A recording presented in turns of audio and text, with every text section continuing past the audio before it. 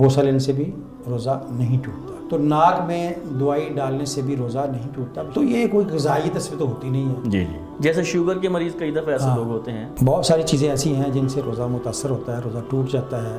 بہت ساری چیزیں لوگوں نے ایسے ہی مشغول کر رکھی ہیں لوگوں کو مشکل میں ڈالنے کے لیے، تو لوگوں کے لیے آسانی پیدا کر، قیدیوں کو خصوصی ریلیف ملتے ہیں، ان کو آزاد کیا جاتا ہے، ان کی سزاؤں کو معاف کیا جاتا ہے. جی.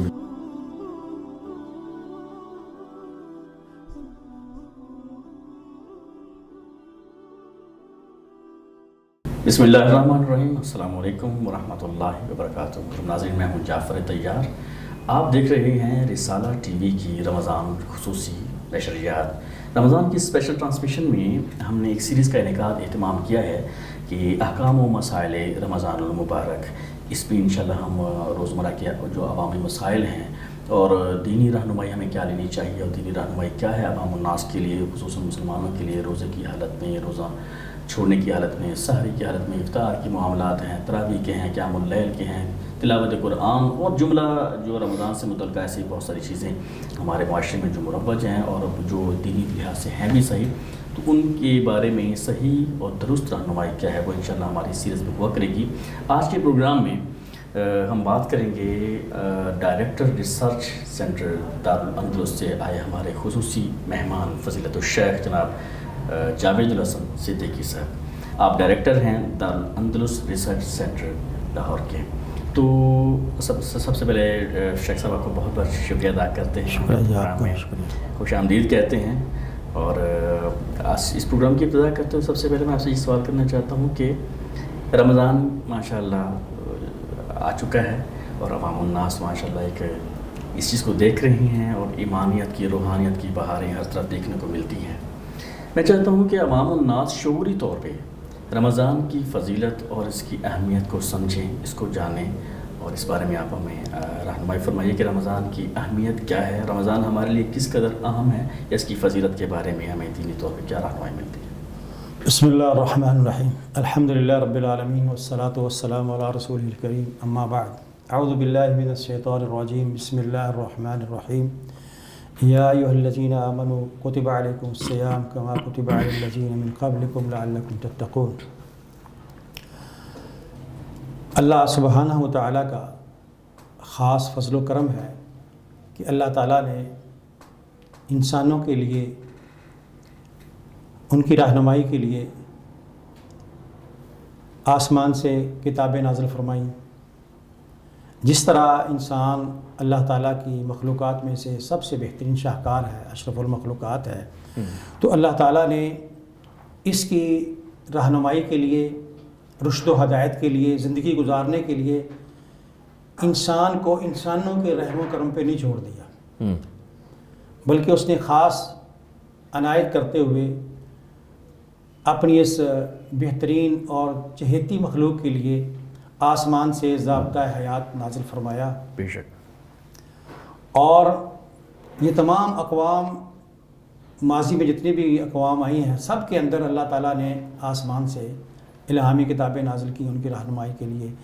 آخری امت کے لیے بھی اللہ سبحانہ و تعالیٰ نے قرآن کریم کی شکل میں آسمان سے الہامی کتاب نازل فرمائی، جو کہ انسانوں کے لیے رشد و ہدایت کا منبع ہے، سرچشمہ ہے اور بہترین ضابطہ حیات ہے.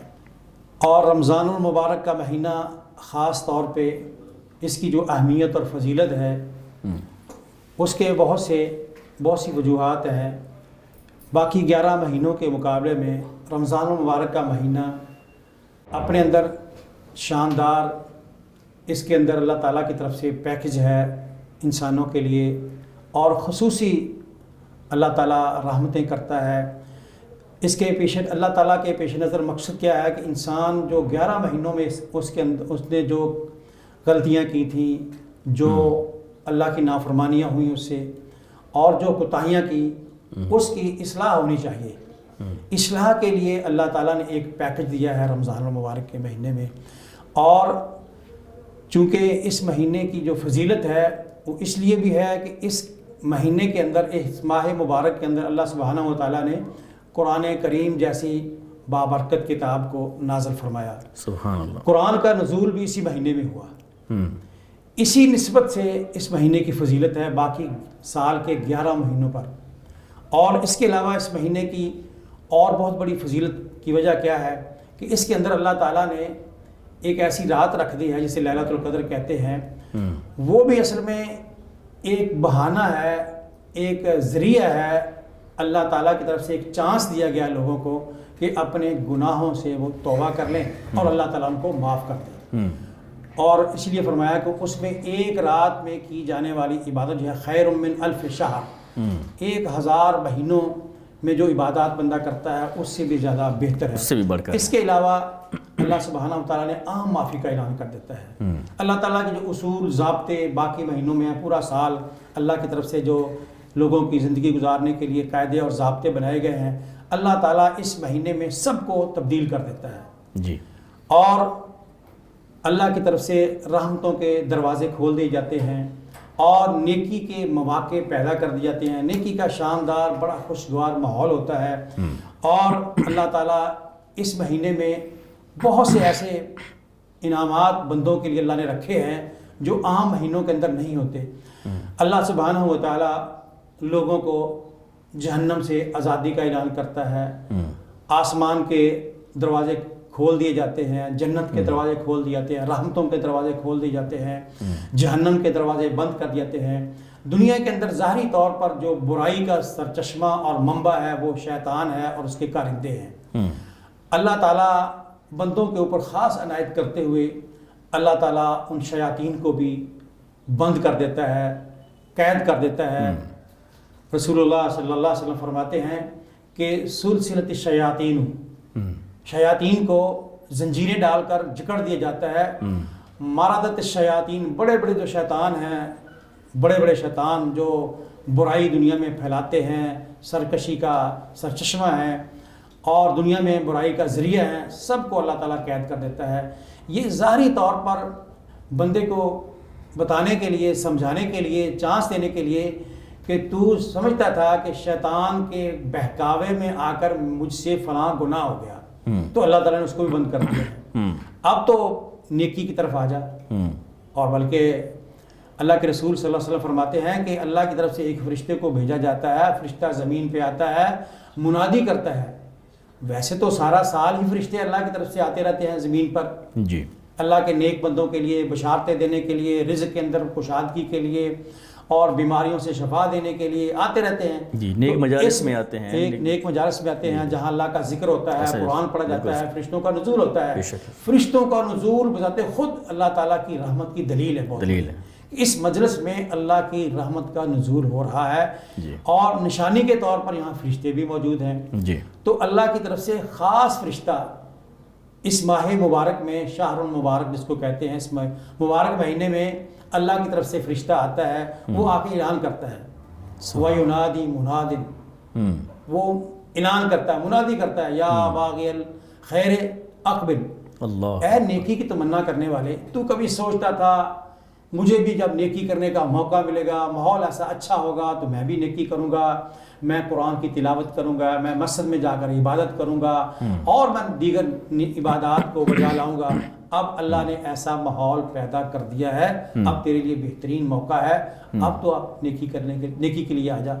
اور اسی طرح وہی فرشتہ اعلان کرتا ہے, یا باغی الشر اقصر, اے 11 مہینے گناہ کرنے والے, تو کبھی سوچتا تھا کبھی مجھے موقع ملے تو میں بھی گناہ چھوڑ دوں, لوگوں سے کہتا تھا میرے لیے دعا کریں میں گناہ چھوڑ دوں.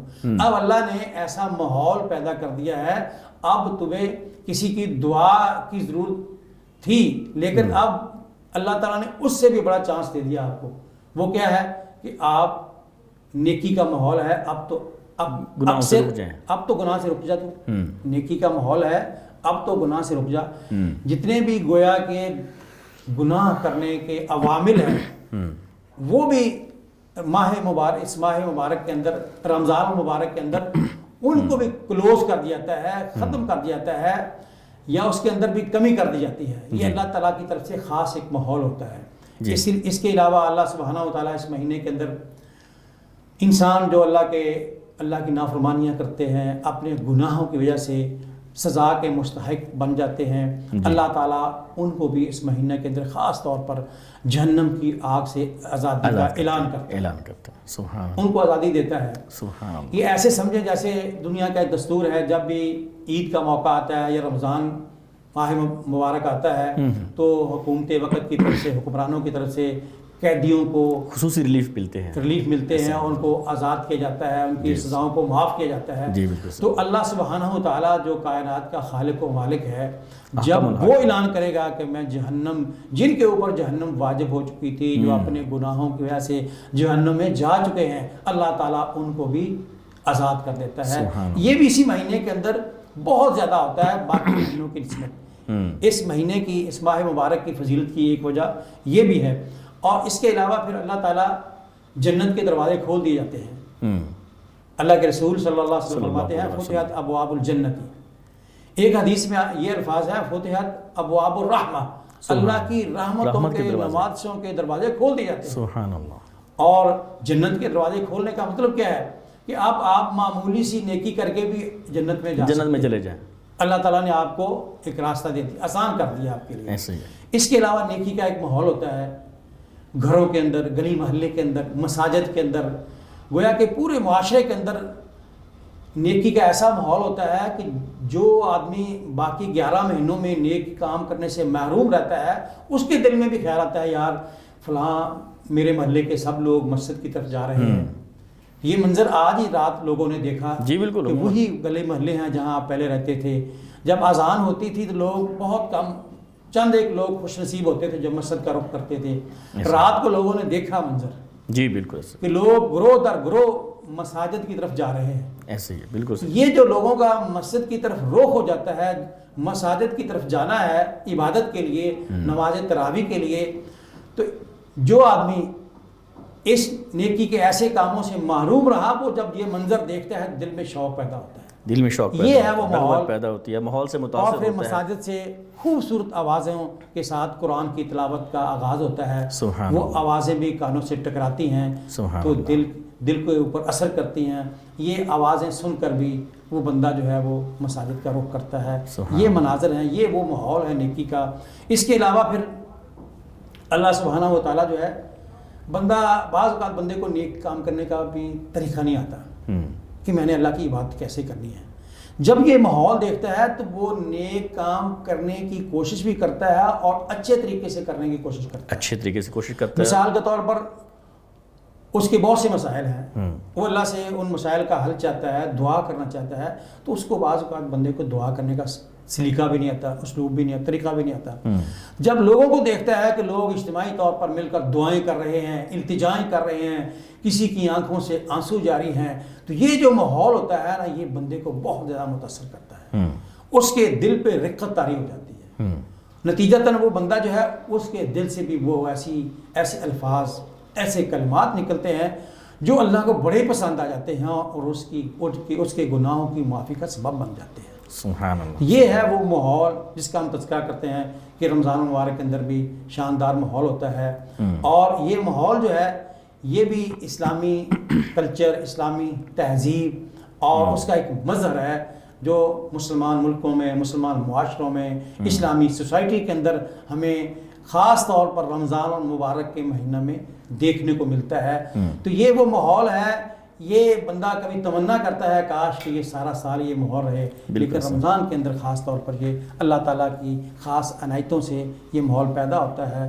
اس لیے بندے کو کوشش کرنی چاہیے کہ وہ بھرپور طریقے سے اللہ کی رحمتوں اور نوازشوں سے فائدہ اٹھائے۔ جی بہت شکریہ شیخ صاحب، آپ نے ماشاءاللہ بہت ساری چیزیں واضح فرمائی ہیں۔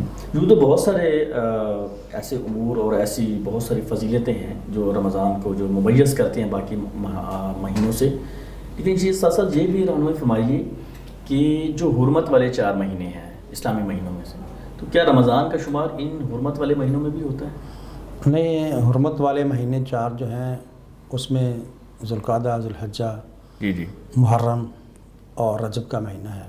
یہ 4 مہینے ہیں۔ رمضان المبارک کا شمار حرمت والے مہینوں میں نہیں ہوتا، جی ویسے اس کی علیحدہ سے اپنی الگ فضیلت سے ایک حرمت ہے، الگ سے بہت ساری چیزیں، وہ روزوں اور بہت ساری اس کی فضیلت ہے باقی مہینوں کے اوپر۔ جی بہت بہت شکریہ۔ اچھا یہ بتائیے، کیونکہ رمضان کا جو مہینہ ہے اس میں عموماً لوگ روزے رکھتے ہیں، اور بہت سارے ایسے لوگ ہیں جو روزے کے احکام و مسائل سے بذات خود وہ واقف نہیں ہوتے یا جو ماحول معاشرے سے سنا ہوتا ہے بس اسی کو وہ فالو کر رہے ہوتے ہیں۔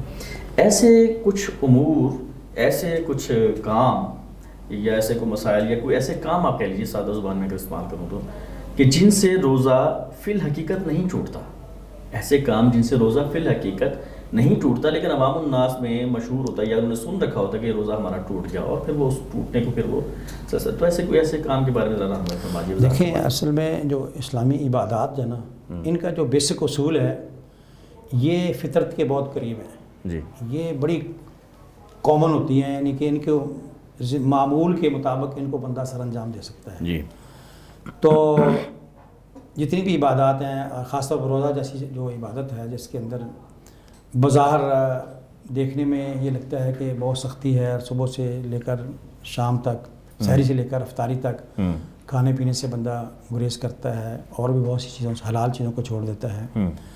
تو اس میں بعض ایسے کام ہیں جن کا کرنا جائز ہے اور روزہ اس سے متاثر نہیں ہوتا، یا یوں کہہ لیں کہ اس سے روزہ نہیں ٹوٹتا۔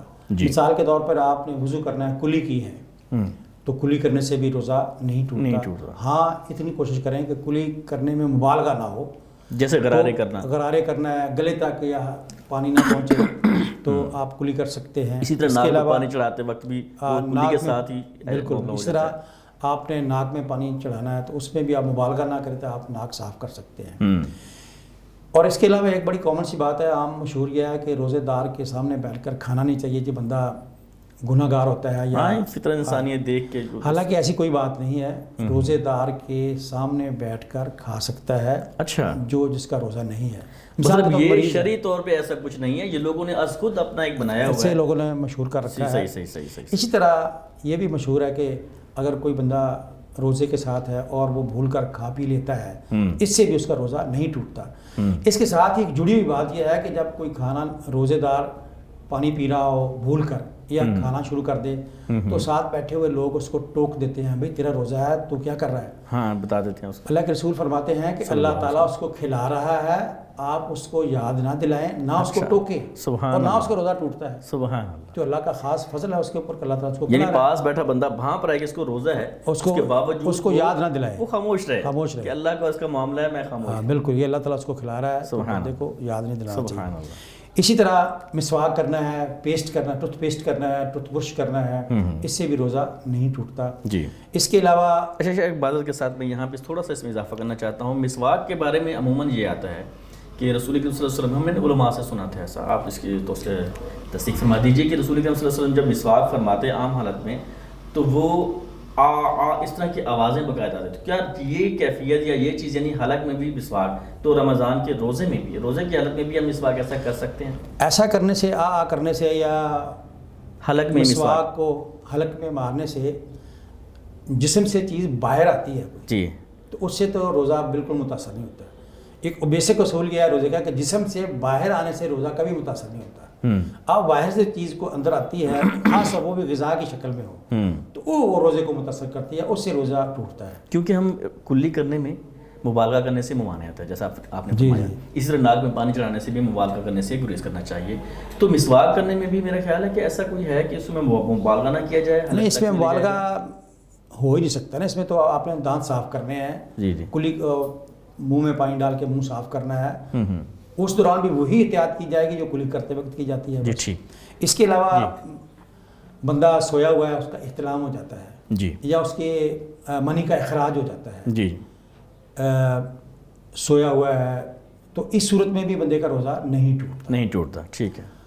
اس کے علاوہ سر کو تیل لگا سکتا ہے، جسم کو باڈی کو تیل لگا سکتا ہے، سرما لگا سکتا ہے، اور اس کے علاوہ خواتین خاص طور پہ جب کھانا پکاتی ہیں تو نمک چکھ سکتی ہیں، ہاں اس کا اثر یا وہ گلے تک نہ جائے، حلق تک نہ جائے، حلق تک نہ جائے، اس کو نگلے نہ، نگلے اس نہ، بات کو یا اس ذائقے کو. ہاں زبان چونکہ وہ ٹیسٹ بتا دیتی ہے کہ ٹیسٹ نمک بتاتے ہیں، اس کے زیادہ بعد ہے وہ یا کلی کر لے اور وہ منہ صاف کر لے. صحیح. اسی طرح تھوک جو بندے کے منہ میں اندر سے ہی پیدا ہوتا ہے اس کو نگل لیتا ہے بعض اوقات بندہ، اس سے بھی روزہ نہیں ٹوٹتا. ویسے کبھی بندے کا منہ کھلا ہوتا ہے، اندر مکھی یا مچھر چلا جاتا ہے تو اس سے بھی روزہ نہیں ٹوٹتا، کیونکہ یہ بھی کوئی غذا نہیں ہے، یہ غذا نہیں ہے اور قصدن ایسا نہیں کیا گیا، قصدن بھی نہیں ایسا کیا گیا، یہ خود بخود ہی ہو گیا ہے. اسی طرح میں معذرت چاہتا ہوں، بار بار آپ کو روک رہا ہوں، میری تشنگی میں چاہتا ہوں ساتھ ساتھ آپ تینوں پوری کرتے رہیں اور عوام الناس بھی اس سے مستفید ہوں. آپ نے جیسے مسواک اور اس کی بات کی ہے، ٹوتھ پیسٹ کی بات کی ہے، ٹوتھ پیسٹ کے بارے میں بہت سارے لوگ جو ہے نا وہ کہتے ہیں کہ نہیں کرنا چاہیے کیونکہ اس میں بہت سارے فلیورز ہوتے ہیں تو کچھ کسی اور چیز کا فلیور ہے. تو اس کے بارے میں ٹوتھ پیسٹ چونکہ ایک جدید ایک چیز ہے، مسواک کے بارے میں تو میں احادیث سے مل سکتا ہے، ٹوتھ پیسٹ کے بارے میں کیا ہے اس کی توضیحات؟ اصل میں دیکھیں بہت سے ٹوتھ پیسٹ خوش ذائقہ ہے، وہ ٹھیک ہے، لیکن وہ غذا نہیں ہے، غذا نہیں ہے اور نہ ہی ان کو کوئی نگلتا ہے. ٹھیک ہے. صرف ایک مقصد کے لیے دانت صاف کرنے کے لیے اس کو استعمال کیا جاتا ہے، تو اس کا وہ استعمال جو ہے جائز ہے. اس میں یعنی اگر اس میں ذائقہ ہے بھی صحیح تو جس طرح پھر اس میں کھانے میں آپ نے فرمایا کہ خواتین جو ہے نا وہ اپنا مرچ مسالہ ٹیسٹ کرنے کے لیے چکھ سکتی ہیں زبان تک، تو اس میں بھی ذائقے ٹوتھ پیسٹ کیا جا سکتا ہے اور مسواک بھی کی جا سکتی ہے، اس سے روزہ متاثر نہیں ہوتا. اس کے علاوہ بوسہ لینا ہے، بوسہ لے سکتا ہے بندہ، بوسہ لینے سے بھی روزہ نہیں ٹوٹتا. صحیح. اس کے علاوہ اگر خود بخود قے آ جاتی ہے، خود بخود الٹی آ جاتی ہے، قصدن آ نہیں، جاتی ہے، ٹھیک ہے، قصدن نہیں، خود بخود آ جاتی ہے، تو اس سے بھی روزہ متاثر نہیں ہوتا اور روزہ نہیں ٹوٹتا. بعض اوقات بندے کو دوائی استعمال کرنا پڑتی ہے اور دوائی وہ ناک میں ڈال لیتا ہے، تو ناک میں دوائی ڈالنے سے بھی روزہ نہیں ٹوٹتا بشرطے کہ وہ گلے تک نہ جائے، کوئی چند قطرے ہوں اس کے جو صرف اس ناک کے حصے کو بھی. اچھا، اسی سے ملتی جلتی بات کہ آنکھوں میں ڈراپس ڈالتے ہیں، اس کا بھی کئی دفعہ نا اثر حلق میں محسوس ہوتا ہے، یا کانوں میں کچھ چیز ڈالنے سے بھی کوئی ایسے کچھ ہو جا سکتا، تو بس کہ ان کا تاثیر ان کی حلق تک نہ جائے تب تک آپ ڈال سکتے ہیں. یہ جتنی بھی دوائیاں ہوتی ہیں خاص طور پہ آنکھ کے لیے، کان کے لیے، ناک کے لیے، یہ اینٹی بایوٹکس ہوتی ہیں ساری. ٹھیک ہے. تو یہ کوئی غذائی تصویر تو ہوتی نہیں ہے. جی جی. تو بیسک جو اصول ہے نا، وہ کوئی بھی چیز ہو باہر سے جسم کے اندر داخل ہونے والی چیز اگر اس کے اندر غذائی اجزاء ہیں، یعنی جس سے انسان کے جسم کو تقویت مل سکتی ہے، جی جی، تو یہ اس اصول کے تحت جو ہے وہ روزہ جو ہے وہ متاثر ہوگا یا نہیں، ٹوٹے گا یا نہیں ٹوٹے گا. تو ان ڈراپس کا بھی شمار ان چیزوں میں ہوتا ہے جن سے روزہ نہیں ٹوٹتا، نہ یہ غذائیت والی یا جسم کو تقویت دینے والی چیزیں نہیں.